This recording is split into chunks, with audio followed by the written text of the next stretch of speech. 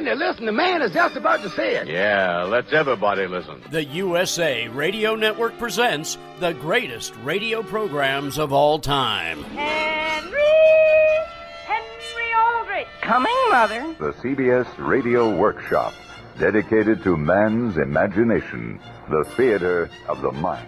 This is classic radio theater. Want to get away from it all? The FBI in Peace and War. Fibber, McGee, and Molly. The unexpected. The unexpected. The unexpected. Now here's your host, Wyatt Cox. Good evening, friends. All right, we head back 73 years on this Tuesday to July 6, 1948, an episode of The Mysterious Traveler and the Man Who Vanished. And we thank you for not vanishing and being with us on this Tuesday, 6th day of July, 187th day of 2021, 178 days remaining till we get to 2022. It was on this date in 1942 Anne Frank and her family sought refuge from the Nazis in Amsterdam. A fire caused by inept fire eaters in the main event of the Ringling Brothers Circus in Hartford, Connecticut on this date in 1944 killed over 160 people. Althea Gibson won Wimbledon's women's singles title on this date in 1957, the first black person to win the event. In 1957, John Lennon and Paul McCartney of the Beatles met for the first time at the Woolton Parish Church Garden Fete in Liverpool. A mutual friend brought him to see my group called the Quarrymen. And we met and we talked after the show, and I saw he had talent, and he was playing guitar backstage and doing 20 Flight Rock by Eddie Cochran. And I turned around to him right then on first meeting and said, "Do you want to join the group?" And the rest was history. The Quarrymen became the Beatles. The Mars rover Sojourner rolled out of the Martian surface on this date in 1997. It was on this date in 2013, a Boeing 777 operating as Asiana Airlines Flight 214 crashed at San Francisco International Airport. 3 people killed, 181 of the 307 people injured on board. Passing away on this date in history, Nobel Prize laureate novelist William Faulkner, Louis Armstrong, Van McCoy, the man behind The Hustle, cowboy actor, singer Roy Rogers, Buddy Ebsen, Barnaby Jones, and Jed Clampett fame. We miss Buddy Ebsen. Film producer, talent agent Jerry Weintraub. And just last year, we lost the man who sent the devil down to Georgia, Charlie Daniels. Born on this date in history, Naval Commander John Paul Jones, Sebastian Cabot, fine actor, also First Lady Nancy Reagan, Bill Haley of Bill Haley and the Comets fame, Merv Griffin, passing away born on this date in history, also singer, actress Della Reese, Ned Beatty, who passed away just 3 weeks ago from Deliverance and many other programs, and comedian, presidential candidate, Pat Paulson. The formal announcement is that I'm making my headquarters in Branson. Oh, so you will be making your headquarters for this election run in Branson, Missouri? Right. I'm going to let the people come to me. So is that where you came up with this slogan, United We Sit? No, actually, I got on the ballot already in New Hampshire, and I came in second out of 23 running as a Democrat against Clinton. In fact, I got 3 times as many votes as Lyndon LaRouche, so I'm on my way. So, wow. So you're heading for it here. Yeah. Now you're running as a Democrat this year, not. I remember in the past you ran on the ticket of the Stag Party. Is that correct? The first was that's the Straight Talking American Government Party. Yes, it's funny when you take those letters out. Mm-hmm. I see. Yeah, but we didn't intend that to be a joke. Yeah. Mr. President, Mr. Paulson, this is Dave Hand. I would be, of course, honored to be on the same ticket with you and to serve as your vice president, and would look forward to serving in your stead as president if the occasion should arise. Well, I'd like that. Mr. President, I think any president requires some assassination insurance these days. I think Dave would serve that role wonderfully. He would be absolutely perfect for the role. Funny man, Pat Paulson, an interview I did with him back in 1995, his last run for the presidency of the United States, such as it was. Pat Paulson, born on this date in history. Happy birthday number 81 to country singer Jeannie Seeley.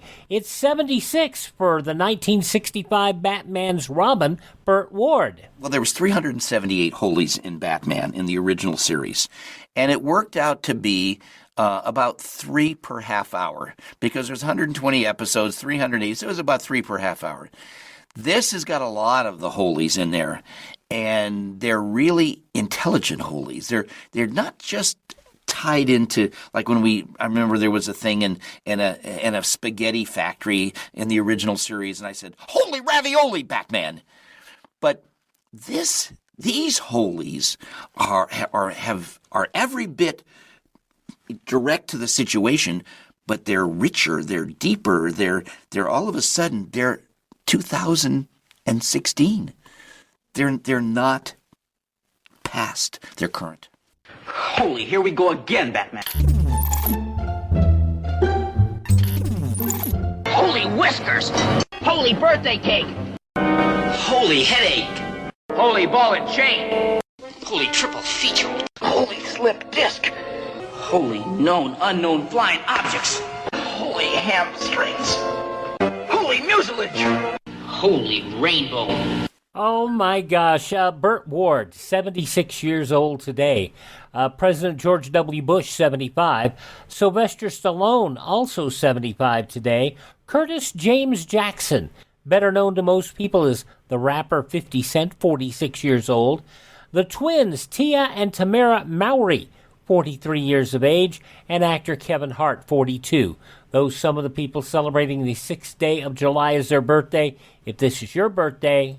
Hi, we're the 4 freshmen, and we just want to say, Happy birthday to you. 73 years ago, July 6, 1948, The Mysterious Traveler. On this Tuesday edition of Classic Radio Theater, it comes up next.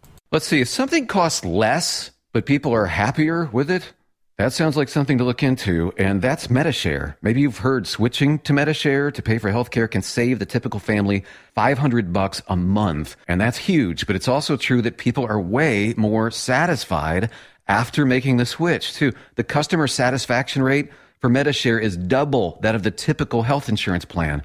Double. MediShare works. It's been around for more than a quarter century, and members have shared more than $3 billion of each other's bills. People love having telehealth and a huge nationwide PPO network. So, yeah, you can save a ton and like it better. Imagine being happy with how you're taking care of your health care. So if you're self-employed or part of the gig economy, or you just want a plan you're happy with, you can call right now and get a price within 2 minutes. A very, very smart use of 2 minutes. Here's the number you need. 833-34-BIBLE. That's 833-34-BIBLE. 833-34-BIBLE.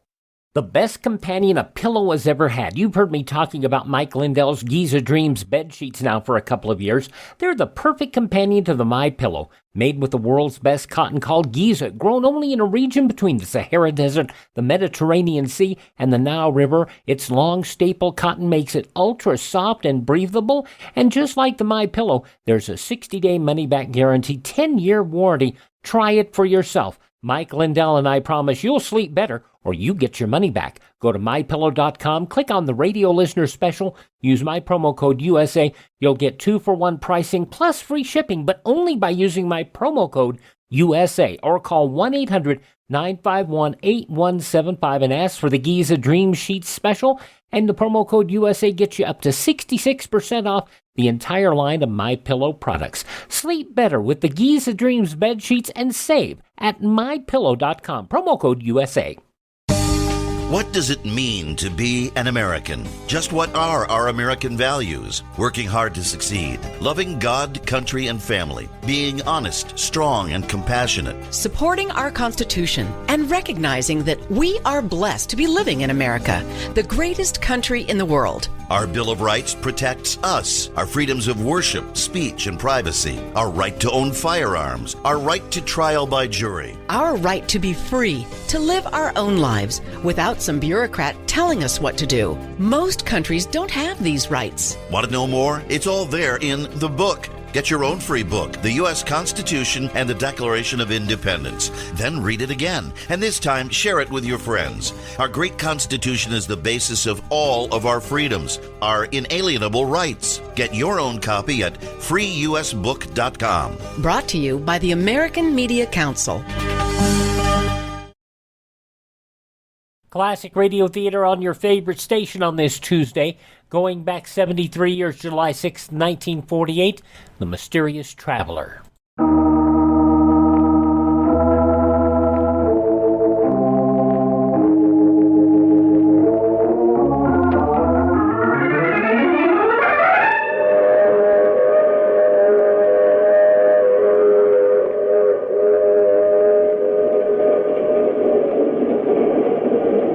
The Mutual Broadcasting System presents The Mysterious Traveler.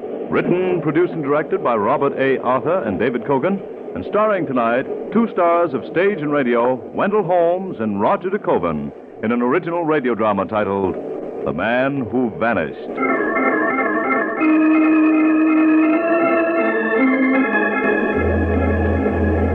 This is the Mysterious Traveler, inviting you to join me on another journey into the realm of the strange and the terrifying. I hope you will enjoy the trip, that it will thrill you a little and chill you a little. So settle back, get a good grip on your nerves, and be comfortable, if you can, as you hear the story I call The Man Who Vanished.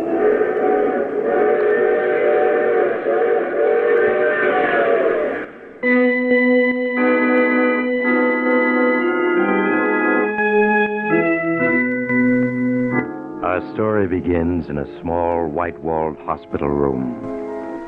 Charles Ordway, a man of 45, has just awakened. He looks about him in puzzlement. Then memory returns to him, and he begins to call frantically. Doctor! Doctor, nurse! Where are you?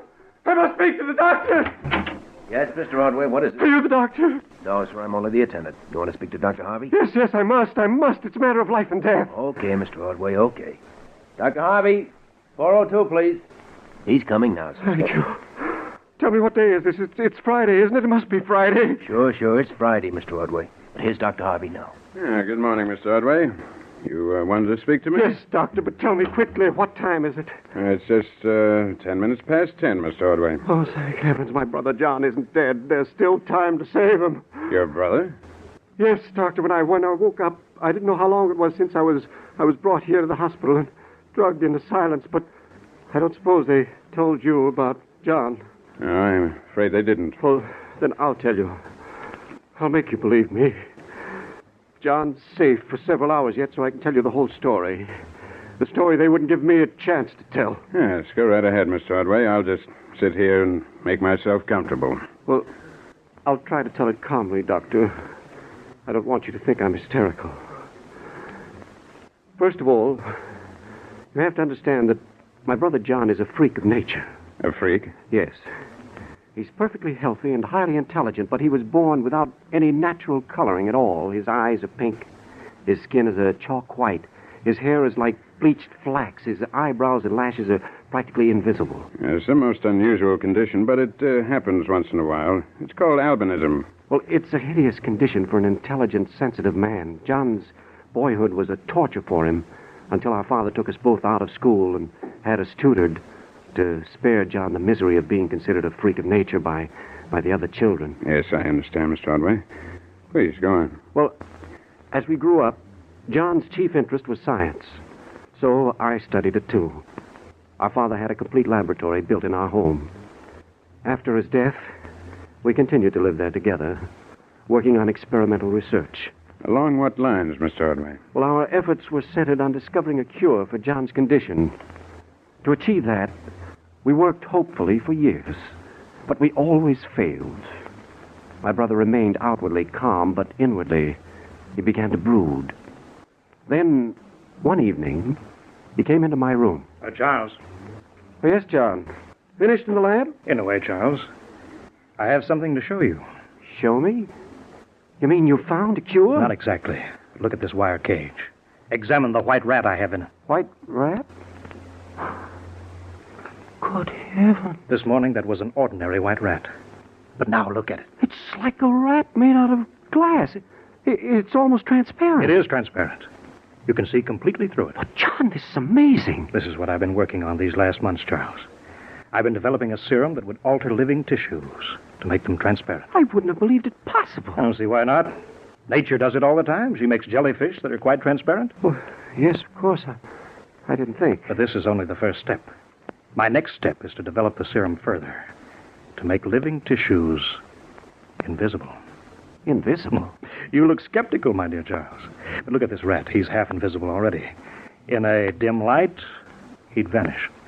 Yes, that's true, but... The basic principle is perfectly natural, Charles.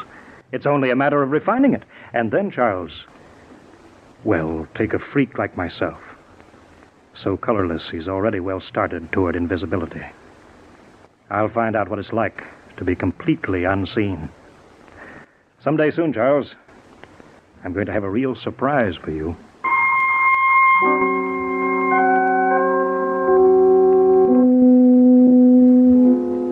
That was my first introduction to John's experiments. After that, for many weeks, he worked in secret. Then one morning, he called me into the laboratory and showed me a cage that seemed to be empty, but there was something scurrying about it, a rat, an invisible rat. To the touch, it was warm and furry, filled with life. But to the eye, if the light was not too bright, it was nothing. Well, Charles, convinced now? Yes, I'm convinced. You've succeeded, John. Not quite. I haven't made myself invisible yet. Oh, you're not going to try your serum on yourself. Of course I am. Listen, Charles. Always I've been considered a freak. Now I'm going to turn the tables. I'll mingle with people and I'll laugh at them. I'll be their superior, able to come and go without their knowledge. Able to control their very destinies if I wish. John, that's madness. On the contrary, it's scientific fact. You'll see, because you're going to help me. No, I refuse. You're not going to let me down, your own brother. Of course, John. I knew I could get your help. Here's a hypodermic full of the serum. All I want you to do is to inject it into my arm. And watch the result.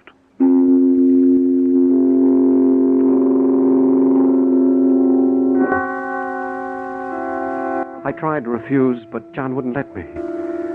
At last, I gave in. I injected the colorless serum into his veins. At first, nothing happened. As we waited, he removed his garments, for of course the serum could only affect his living tissues. Finally, the change came. His skin became paler and paler, until suddenly I realized I was looking not at it, but through it. After that, the change was rapid. His body seemed to fade away before my eyes into nothingness. Well, Charles, what do you say now? Oh, John, this frightens me. Why should it? I feel fine. In fact, I feel so good I'm going to take a little jaunt downtown to see how the world looks to a man who's invisible. No, you mustn't. And why not, Charles? Well, you aren't ready for it yet. There may be after effects, reactions you aren't prepared for. Ah, nonsense. There's only one thing to be careful of. The tissues must return to normal within 24 hours. If the neutralizing serum isn't injected before then, death occurs. Otherwise, it's perfectly safe. So I insist, Charles, that I'm going on a little invisible sightseeing tour tonight, and you're going to conduct me.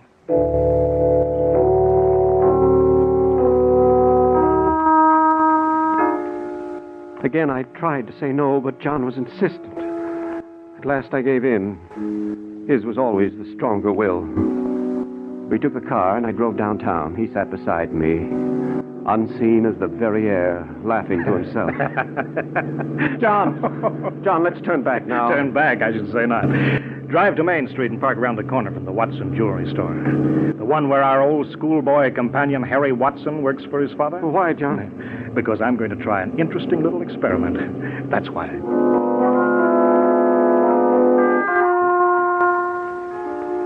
John was in a strange mood, and I obeyed his orders with misgivings. I parked the car as he directed. We got out and stood on the sidewalk, with the evening crowds drifting past us, completely unaware of John at my side. Suddenly, John spoke. Now's the time, Charles. There's nobody in the store but Harry Watson himself. Come on, we're going in. Ask Harry to show you some stopwatches. Keep him occupied, and don't worry about me. But what are you going to do? Never mind. Just do as I say. Whatever happens, pretend not to notice. Come on. Open the door. Oh, hello, Charles. Can I help you? Well, I'd like to look at a stopwatch, Harry. Stopwatch? Of course. They're over here. Here's a beauty, Charles. This Swiss chronograph is timed to 1/100th of a second. I'm afraid it'd be too expensive. Huh? Well, perhaps you'd like this one. It's American-made, and it... What was that? What was what? I heard a noise in the back of the store. I didn't hear anything. There it is again. There's someone back there. But there can't be. There's nothing in sight. Well, just the same, I think there's someone back there. Excuse me. I was putting away some valuable diamonds when you come in, and I've got to see about them. He hurried back into the shadowy rear of the store. I held my breath. If he should bump into John. Then I heard Watson cry out. I've got you, you thief! No, you're not going to get away. What are you doing? Help! Charles, help me! Help! John!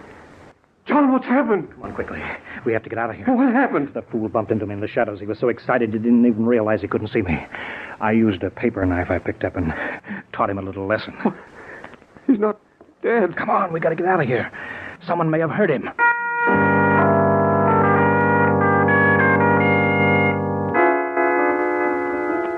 We got out of the store and to the car. But as I drove home, John refused to answer any of my frantic questions. When we reached the house, he hurried me into the laboratory. You got to give me the neutralizer or make me visible again, Charles. John! No questions. Here we are. Here's the hypodermic. You've got to inject it. Here's the mark from the previous injection. Now go ahead. I pressed the plunger, and the drug flowed into his blood. For a moment, nothing happened. Then, like a man materializing out of nothingness, he grew visible. A misty figure that took on solidity until it was a man. John gave a little gasp of weariness and pushed me out of the room. Now go on, Charles. You get to bed. I need some sleep. This stuff seems to drain away my energy. We'll talk in the morning. Pleasant dreams.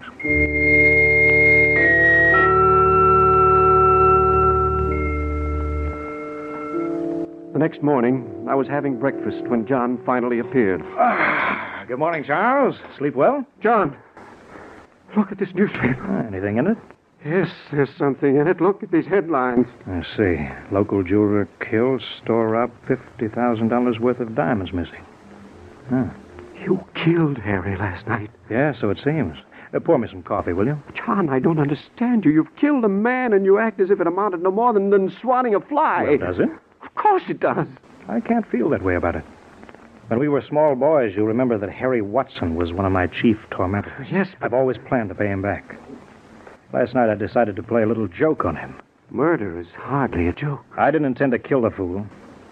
I just meant to make away with one or two of his father's diamonds. After Harry had had a chance to explain their disappearance, I was going to mail them back. Yes, the diamonds. The paper says $50,000 worth of missing. Oh, probably an exaggeration. However, put your hand into your left coat pocket, Charles. My pocket? What? There are a dozen loose diamonds here. Yes, I put them there last night. I couldn't very well carry them myself. We must send them back at once. Well, I'm afraid that might involve us somehow. No, we'll have to keep them. From 73 years ago, July 6, 1948, The Mysterious Traveler on this Tuesday edition of Classic Radio Theater. The news from 73 years ago today will be coming up next. Thank you for listening.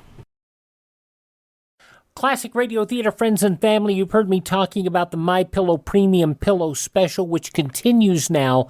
At least at the moment, you go and click on the Radio Listener Square and use my promo code USA, and you'll get a MyPillow Premium Pillow at $60 off, $29.95 for standard or queen size kings, or $5 more. But let me tell you just a moment about what I enjoy. When I lay down on my bed, it takes me next to no time to go to sleep.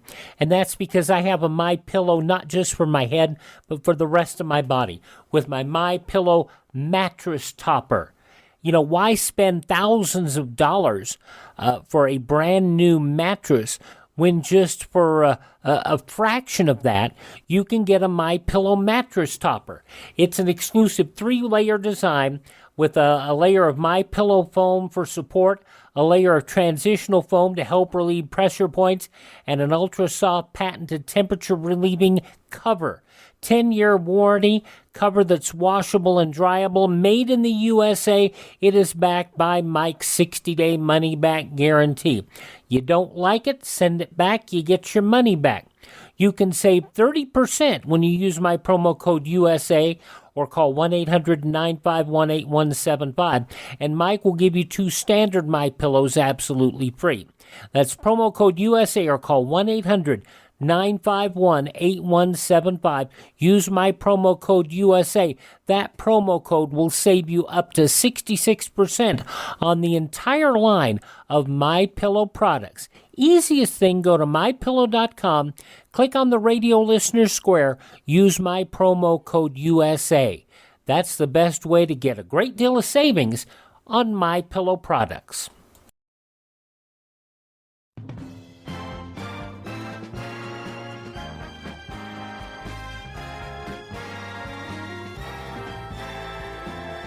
Classic Radio Theater on your favorite station. We're listening to an episode of The Mysterious Traveler as it was originally broadcast over the Mutual Broadcasting System Tuesday, July 6, 1948. In the newspapers of that Tuesday 73 years ago, these were some of the headlines. General Dwight D. Eisenhower called off the swelling "We Want Ike" presidential boom in the Democratic Party last night with a statement that he could not accept nomination for any public office. Politicians in Washington said his language was apparently as strong as he could have made it, short of repeating General Sherman's famous statement that he would not run if nominated, nor serve if elected. Meanwhile, anti-Truman Democrats last night conceded defeat in their efforts to draft General Eisenhower for the Democratic presidential nomination. Some of them immediately trained their sights on Supreme Court Justice William O. Douglas. Rebellious Southern Democrats and officials of Americans for Democratic Action, who had sparked the draft Eisenhower drive, reluctantly accepted the general's statement that he could not accept nominations for any public office.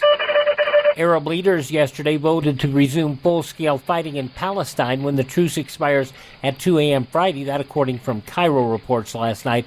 The decision reached at a 3-hour war conference in Cairo came a few hours after Count Fulk Bernadotte, UN mediator, appealed to both Arabs and Jews to extend the truce. American authorities disclosed last night they are trying to find out if the Russian railway blockade of Berlin actually is the result of technical difficulties, a reason given by the Soviets. Meanwhile, the Russians gave a broad hint that their 17-day blockade of Western Berlin is primarily to force new four-power discussions on Germany. The mercury zoomed to 92 in the self-styled air-conditioned city of Bluefield, West Virginia yesterday. Local residents got hot on the heels of the Chamber of Commerce. Chamber is bound by a 14-year promise to hand out ice-cold lemonade to all comers every time the temperature tops 90 degrees. It is only the fourth time since the 14 years promise was made that the thermometer had dealt the Chamber of Commerce a low blow. The other sweltering occasions in 1939, 1941, and 1947. And lurking in the sun like a traffic cop behind a billboard, State Police Trooper Henry A. Delop flagged down and ticketed an errant flyer in Pontiac, Michigan. The arrested man, Marine Private First Class 20-year-old Richard J. Custer, on leave from the Marines in Washington, paid a $30 fine to Justice Burt I. Lockwood. The charge, reckless driving. Trooper Delop said he watched Kester take off like a cowboy from the Pontiac airport. Officer took another plane, followed Coster for 18 miles with the rays of the sun as a shield. He said Coster made 2 low dives over populated areas. After the second one, Delop pulled up beside Coster, gave him the same traffic flag cops used to flag down a curb. Trooper said, "You should have seen his face when I flew alongside him." He was arrested after he landed. Those some of the day's top news stories as reported in the newspapers of Tuesday, July 6, 1948. On your radio, The Mysterious Traveler, which continues now on Classic Radio Theater. John, what's happened to you? Overnight you've become a monster, able to dismiss the worst of crimes with a shrug. Please understand this, Charles. For years I was an object of curiosity. I even had offers to appear in sideshows. Now the tables are turned. I can walk among men, unseen, invisible. That gives me a power that is very sweet to me. I haven't decided yet how I shall use it. But in any case, I won't have you interfering. Is that clear, Charles?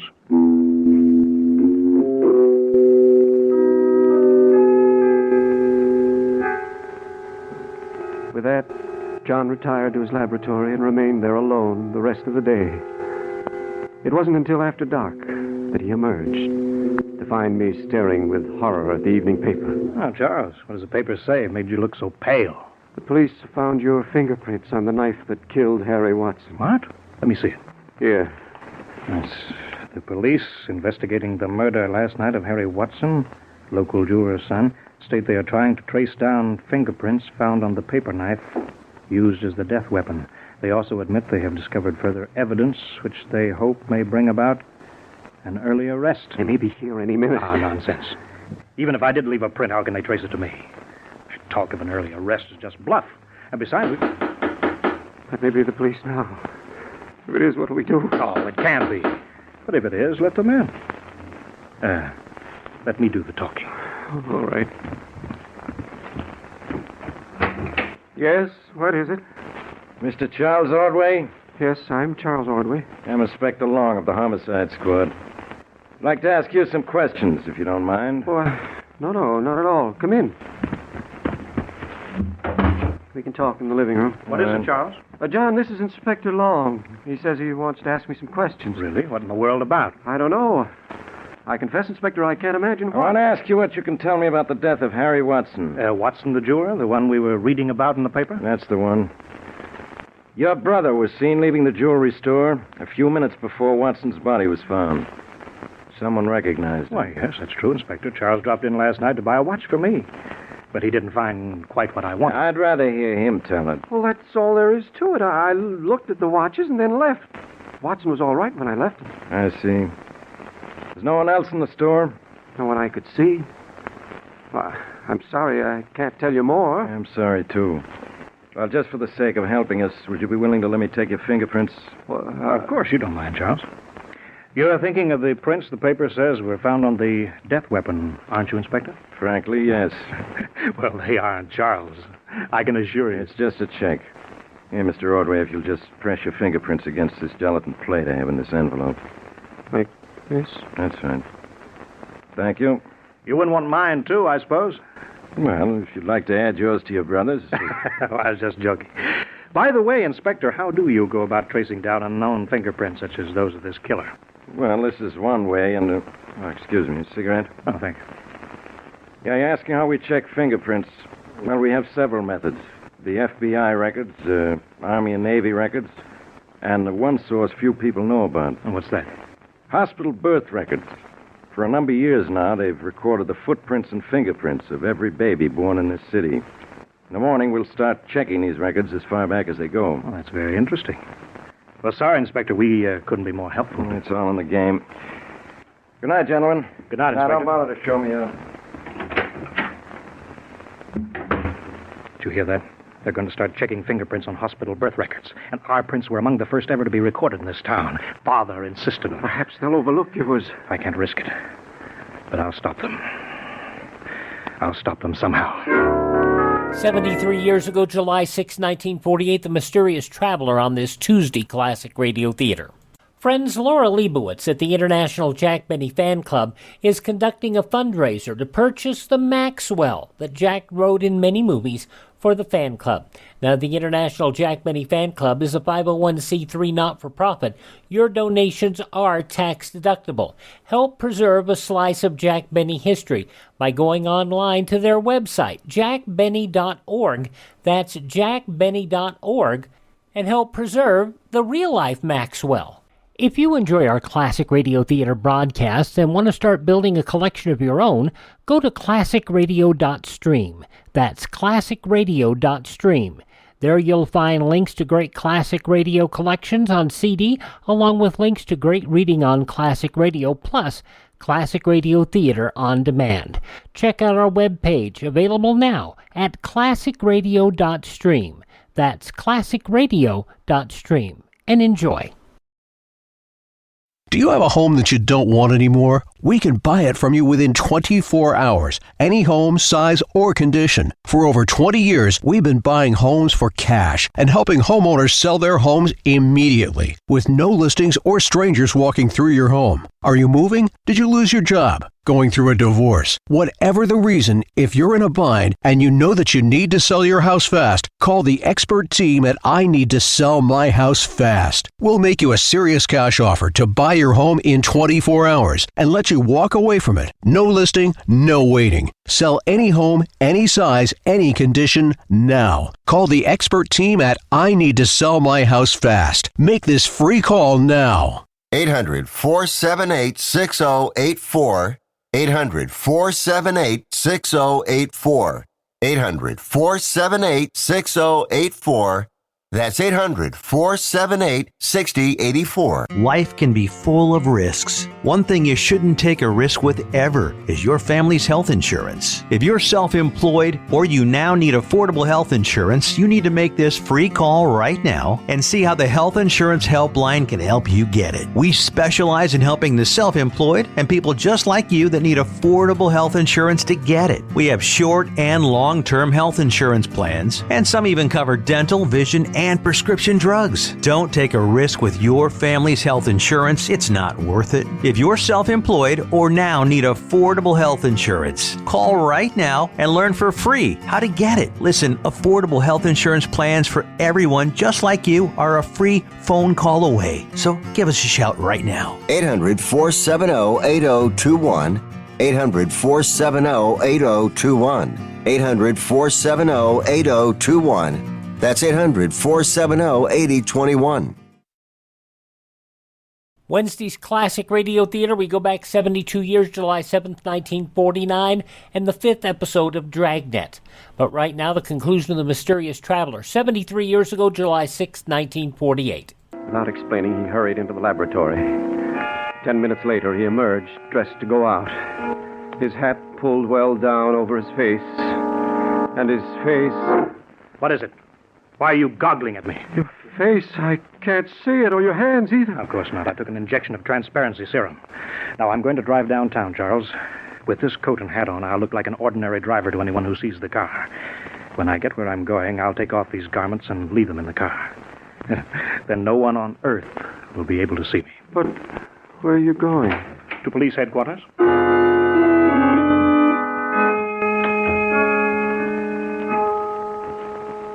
With that, John left. I heard him drive off. And then I could do nothing but wait. The hours crawled slowly past, and I grew more and more nervous. The clock was striking 11 when I heard John's key in the door at last. John, is that you? Yes, Charles, come here. I need you. What is it? What's happened?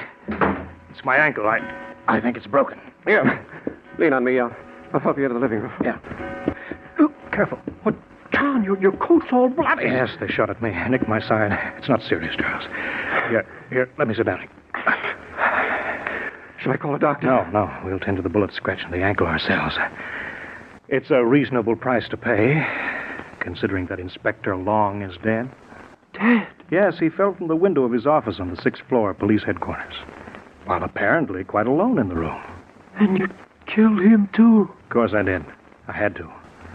Luckily, he had the paper knife there in his office. I was able to wipe all my prints off it. I found the photographs of the prints in his desk, too. I tore those up and I burned them. How'd you get hurt? I tried to slip out of the building again during the confusion that followed Inspector Long's accident. I'd reached the first floor when a clumsy cop bumped into me in a dark hall. He yelled and grabbed at me. I had to duck through a door and lock it. I got the window up and was just climbing out when he fired to the door. The bullet nicked me and I lost my balance. When I picked myself up off the ground, my ankle was broken. But I hobbled to the car somehow and, well, here I am. John, what are we going to do? Just sit tight, that's all. The evidence is destroyed. Inspector Long is gone. We're perfectly safe. But suppose they have some other clue. Nonsense. I've taken care of everything, you hear? John. What is it, Charles? A car just stopped in front of the house. Car? See who it is. Yes. It's a police car. Oh, we've got to act fast. They mustn't find me like this. What can you do? First, I've got to get these clothes off. I haven't time to take my neutralizing serum now. I'll just have to hide. They'll not find me if they can't see. Oh, John, you're ill. I feel weak. It's a loss of blood. It's nothing serious, Charles.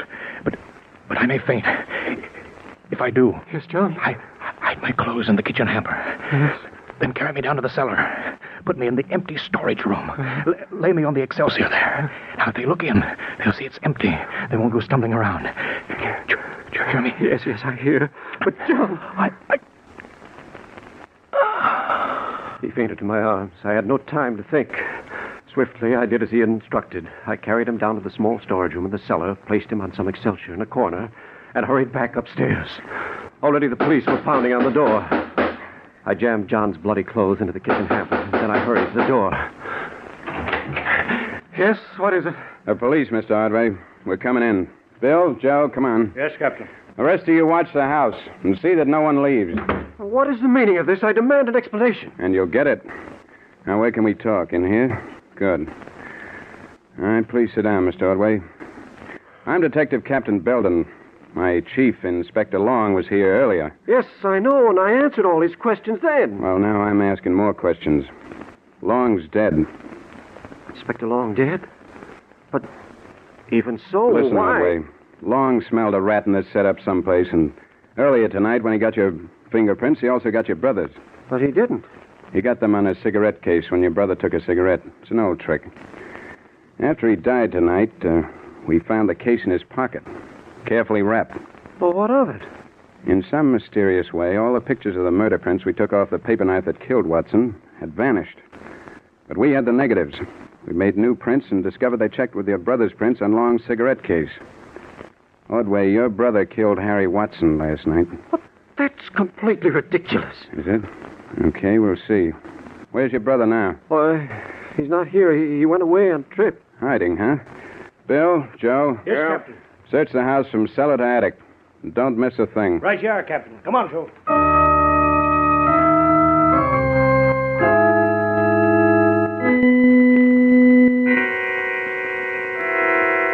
Half an hour later, I knew that further concealment was impossible. The police had not found John, but they had found the blood-stained clothes he had discarded. And in my desk, they had found the diamonds which John had stolen. I knew then I must tell the truth. Well, Ordway, ready to talk yet? Yes, I'm ready to talk, Captain. My brother did kill Watson. Okay. Where is he now? He's hiding down in the cellar. Captain, that's the monarchy. We looked in the cellar, and he ain't there. Of course you didn't see him. He's invisible. He's what? He's invisible, I said. You say your brother is invisible? Yes, that's why they couldn't see him. Ordway, you know what I think? I think you killed your brother in a quarrel over these diamonds and buried his body in the yard someplace. That's how these clothes of his got bloody, isn't it? Come on, admit it. No, my brother was wounded by a bullet after he killed Inspector Long. That's how his clothes got bloody. Yeah, I suppose he was invisible when he killed Long, too. That's why nobody saw him, huh? Yes. Don't you understand? He's discovered how to render his body tissues transparent. He's hiding down in the cellar now, invisible. He's nutty as a fruitcake. Shut up, Bill.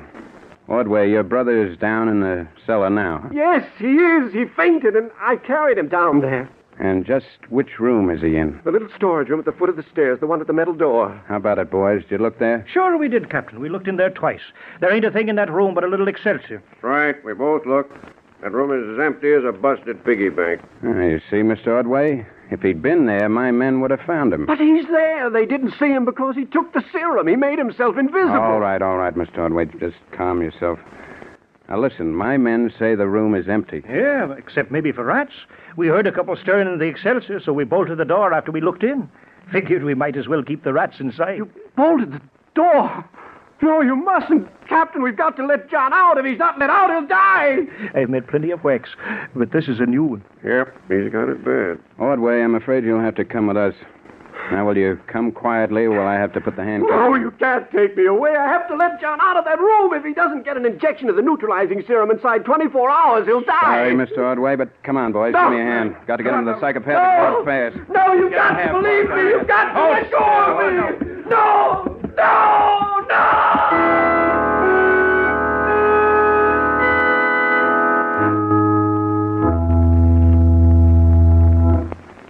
That's the whole story, Doctor. They wouldn't believe us.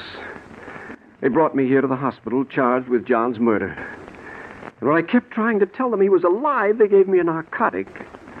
But he is alive. He's locked in that room in the cellar.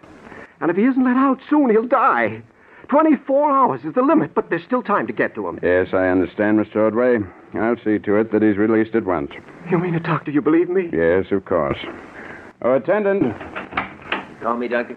Yes, go get my car ready, will you? We're going to Mr. Ordway's home at once to release his brother. Yes, sir. Right away, Dr. Harvey. Oh, thank heaven you believe me, Doctor. You'll be in time to save John. You'll find the serum he'll need to bring him back to normal in a green bottle in the laboratory. I'll take care of him. You go back to sleep now, Mr. Ordway. Yes, I will. I can sleep now.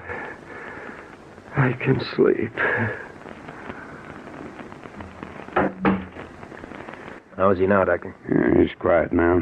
He'll be all right. You know, Doctor, sometimes I can't help thinking. Yes, Johnson?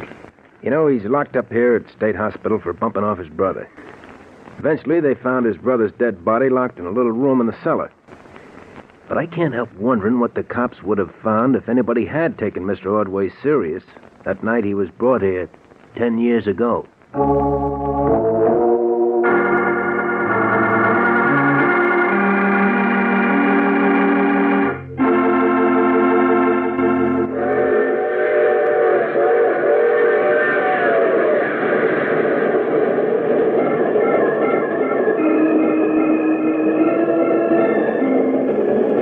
This is the mysterious traveler.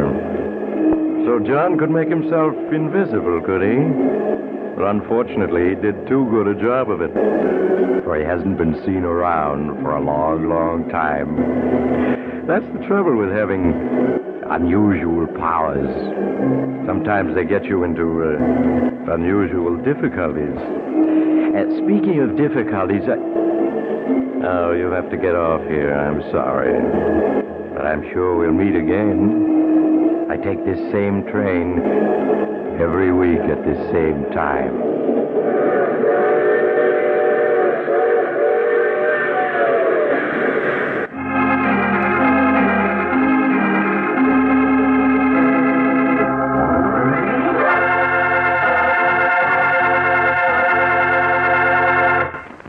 You have just heard The Mysterious Traveler, a series of dramas of the strange and terrifying. All characters in tonight's story were fictitious, and any resemblance to the names of actual persons was purely coincidental. In tonight's cast were Maurice Tarplin, Wendell Holmes, Roger DeKoven, Art Carney, and Richard Coogan. Original music was played by Paul Taubman. Broadcast engineer was Al King. Sound was by Hal Reed. The Mysterious Traveler is written, produced, and directed by Robert A. Arthur and David Kogan.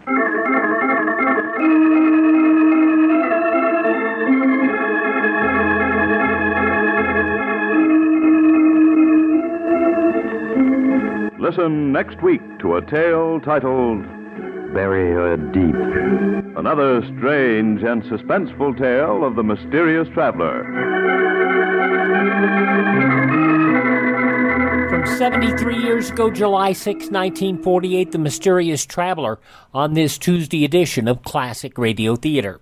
Please do me a favor, take a moment to thank this radio station and support their advertisers. A card or a letter to this station and a card or letter to the advertisers there would mean so very much. Drop me a note, would you please?